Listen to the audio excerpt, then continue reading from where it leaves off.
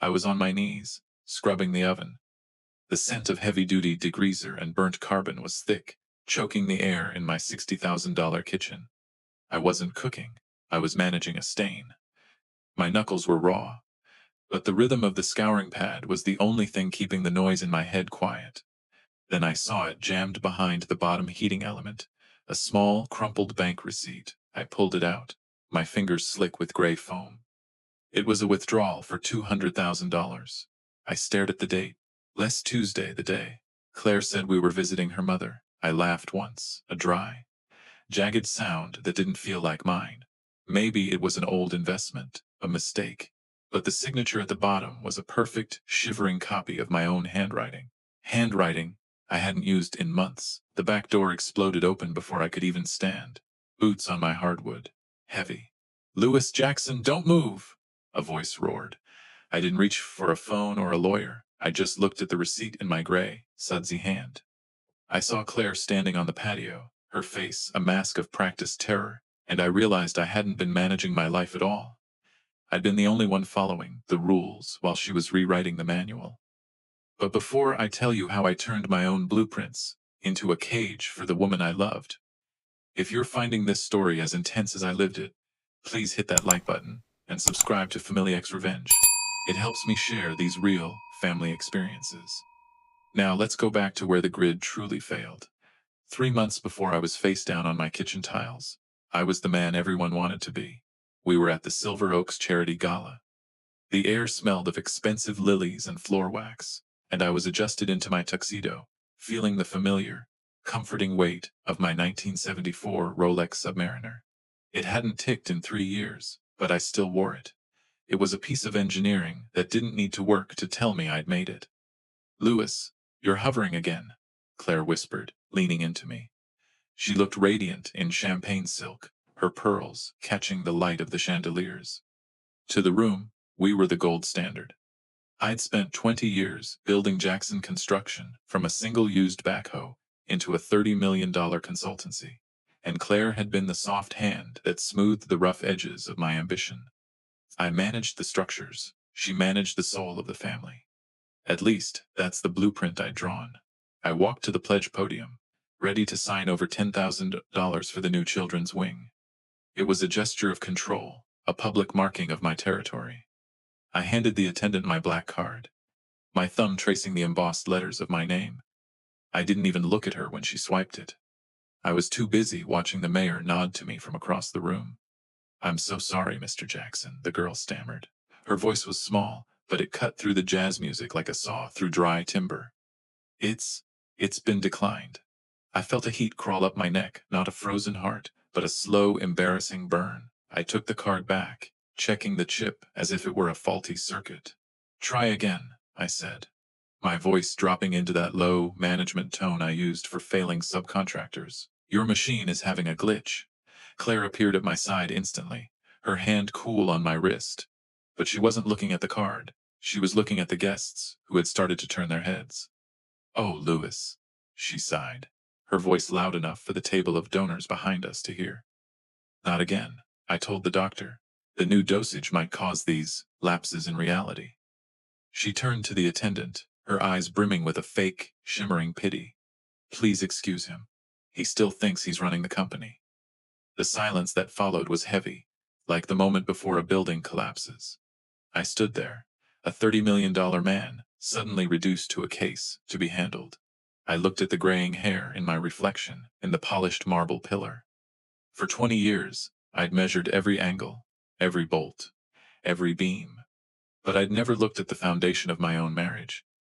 I was an architect who had forgotten to check for termites, and the floor was finally giving way. The intake cell at the county jail smelled of sour milk and the kind of industrial floor wax that makes your head ache. I sat on a molded plastic chair that was bolted to the floor, my hands tucked into the sleeves of a rough, orange jumpsuit. Across from me, my brother David looked older than he did at Christmas. He didn't look at me like a brother. He looked at me like a case file he couldn't close. "Lewis, I did some digging," David said, sliding a thick manila folder across the scratched acrylic divider. His voice was thin, brittle. "Claire has been busy. She's filed 6 separate police reports over the last 8 months. Stalking, harassment, verbal abuse. There's even a medical evaluation from a doctor in Vermont stating, "You have early onset paranoid schizophrenia." I tried to grab the folder, but my fingers were stiff, clumsy. I fumbled with the edges of the paper, the sound of the rustling sheets echoing in the tiny room. I saw the document's tax forms. I thought I'd signed for the consultancy, but they were actually transfer deeds. My signature was there, clear and bold, right next to a restraining order that banned me from my own office. My own office, the one I'd built from the floorboards up. "I never went to Vermont, David," I whispered. My voice cracked on the last syllable, a sound so small, it barely made it across the table. "I was on a job site in Muskoka. I have the logs." David just shook his head, his eyes full of a pity that felt worse than the handcuffs. "The logs are digital. Lewis, she's already wiped the server. According to the data, you were at a motel in Burlington while she was begging you to come home. She's built a version of you that doesn't exist, and she used your own passwords to do it." I leaned back, the plastic chair groaning under my weight. I looked at my knuckles, still stained with the gray foam from the oven. I was scrubbing when they took me. For 20 years, I thought I was the one managing the details. I thought I was the architect. But Claire hadn't just stolen the money. She had dismantled my entire identity and rebuilt it as a prison. I wasn't the architect anymore. I was just the ghost, haunting the ruins. I lay on the thin, vinyl-covered mattress of my bunk, listening to the rhythmic drip of a leaky pipe down the hall. Every drip felt like a second of my life, being reclaimed by the state. I stared at the ceiling, tracing the cracks in the plaster, and for the first time in my life, I didn't want to fix anything. The architect was tired. I thought about the consultancy, the trust, the house I'd scrubbed until my hands bled. It was all hers now. If I just stopped fighting, the noise would stop. The humiliation would end. I closed my eyes and imagined the Silver Oaks house empty of my presence, Claire's champagne. Laughter echoing through halls I'd framed with my own sweat. Maybe she was right. Maybe I was the ghost she claimed I was. The orange fabric of my jumpsuit felt heavy, like it was made of lead, pinning me to the bed. I didn't want a lawyer. I didn't even want David. I just wanted to sleep until the world forgot the name Lewis Jackson ever existed. It was easier to be nothing than to be the man who let his own foundation turn to sand. David got me out on bail, but the conditions were a cage of their own. I was banned from the consultancy, banned from the house, and stripped of every digital login I'd ever owned. I sat in a motel room that smelled of stale cigarettes and cheap polyester, staring at a laptop David had lent me. I tried to guess Claire's new master password. I tried her birthday, our anniversary, her mother's maiden name. Access denied. Access denied.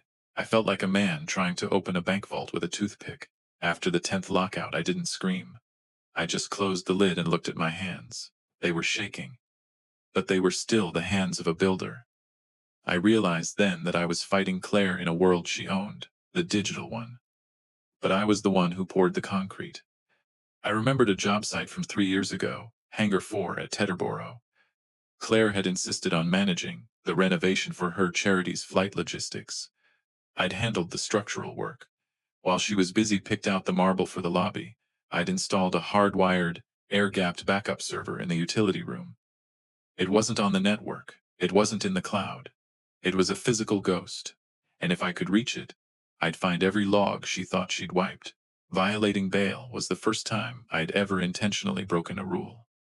I drove to the airport at 3 a.m., my heart hammering against my ribs like a trapped bird. The rain was a cold, needles-thick downpour that soaked through my jacket in seconds. I didn't have a key card anymore. I had to scale the perimeter fence near the fuel farm, the chain link tearing a jagged line through my palm. I didn't feel the pain, only the biting cold, and the hum of the adrenaline. I was a 51-year-old businessman, crawling through the mud, and for the first time in months, I felt like I was actually doing something real. I reached the utility closet behind the main hangar. The digital lock glowed red, mocking me. I pulled a heavy framing hammer from my waistband, the only tool I had left. I didn't try to hack it. I didn't try to outsmart it. I swung. The first blow sparked. The second shattered the plastic casing. My shoulders screamed with the impact, a dull, thudding ache that reminded me I wasn't a young man anymore. I reached into the wreckage, my fingers fumbling blindly until they closed around the cold, metal edges of the external drive. I huddled in the corner of the dark closet, the smell of dust and ozone thick in my lungs, and plugged the drive into David's tablet. The screen flickered to life, the light blinding in the darkness. I saw the logs, thousands of them. I saw Claire's private Elysium app data, synchronized to this local hub, but my stomach turned when I saw the encryption. It needed a physical security token, something I didn't have. I had the treasure chest, but I was still missing the key. Just as I prepared to pull the drive, a flashlight beam swept across the frosted glass of the closet door. I froze, my breath catching in my throat. The heavy tread of a security guard's boots stopped right outside. I looked at the shattered lock, the hammer, the stolen drive. If I was caught here, I wouldn't just lose the money. I'd die in a cage. I pressed myself against the cold brick wall, praying that for once, the details I'd managed so poorly would finally work in my favor. The encryption on the drive was a wall I couldn't climb, a digital fortress built with my own money. I sat in my motel room, the blue light of the tablet reflecting in the cold coffee. I hadn't touched in hours. I didn't have the security token, but I had the logs of who accessed it. Marcus, her private investigator, her lover. Every Tuesday he logged in from a local IP address, a small office near the docks. I realized then I didn't need to break the code. I needed to break the man. I waited outside Marcus's office, huddled in my car, my lungs burning with every shallow breath. I'd spent 20 years managing men on construction sites, but I'd never hunted one. When Marcus finally stepped out, he wasn't the professional I remembered. He looked jumpy, glancing at his phone every 10 seconds. I tried to stay back, to be the invisible ghost, but I misjudged the turn. My tires screeched on the wet asphalt, and Marcus's head snapped toward me. Our eyes locked for a second, a jagged, terrifying moment of recognition, and then he bolted toward his car. The chase was a mess of panicked turns and near misses. My hands were slick on the steering wheel, my heart hammering a frantic rhythm against my ribs. I cornered him in a dead-end alley behind a warehouse, my Bentley, the last thing I still owned, shuddering as I slammed it into park, blocking his exit. I didn't wait. I threw the door open and lunged for him, before he could even unbuckle his seatbelt. "Get out!" I roared, my voice raw, cracking with a rage I didn't know I possessed. I grabbed Marcus by the collar of his expensive jacket, dragging him out of the seat. He was younger, stronger, but I had the weight of 20 years of betrayal behind my grip. I slammed him against the brick wall, the impact knocking the wind out of both of us. "You think she's going to share that 30 million with you?" I spat, my face inches from his. "Look at the flight manifest on this drive, you idiot. There's only one seat booked on that charter flight." One. Marcus's eyes went wide, the bravado draining out of him like water from a cracked pipe. She said we were going together," he stammered, his voice trembling. I shoved the drive into his chest. "She's pinning the bank fraud on you, Marcus. Every wire transfer came from your IP. Every deepfake call was routed through your server. You're not her partner. You're her fall guy." I watched the realization sink in, a slow, ugly poison. I was blackmailing a man using a lie built on a truth, crossing a moral line I'd never even stood near before. But as Marcus fumbled for his security token to unlock the drive, I didn't feel guilty. I felt like a man finally putting the right beam in the right place. The plan shifted in that damp alley. I didn't need Marcus in jail. I needed him to be the glitch in Claire's perfect system. We sat in the front seat of his car, the air thick with his sweat, and my cold, calculated fury. He gave me the encryption key, and for the first time, the shadow Lewis Claire had built started to crumble. I saw the timing for the staged kidnapping. Tonight, 11 p.m. At the hangar built, I checked my watch, the non-working Rolex, and for once, the stillness of the hands didn't bother me. I knew exactly how much time we had left to finish the foundation of her ruin.